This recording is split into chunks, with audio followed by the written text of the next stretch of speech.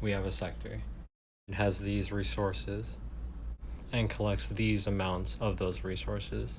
These are all zero because the wilderness can't collect any resource. A mine collects twice the amount of industry and none of the others.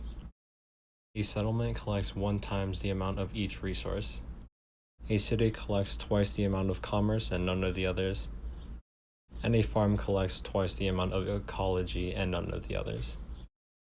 Let's say we wanted to construct a farm on sector 3B. First, we'd have to remove what 3B develops from all the adjacent sectors and itself from the resources. Since the wilderness doesn't develop anything, we are removing nothing. Then we add what the new resource develops to all the adjacent sectors' resources as well as the sector itself. In this example, a farm develops +1 popularity, +1 ecology, -1 commerce, and -1 industry.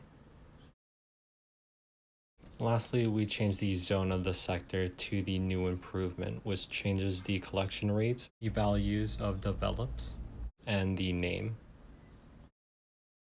We iterate through the elements of these sectors by using that pattern that gives us the indices of the adjacent sectors, but you'll need to make sure that they are valid.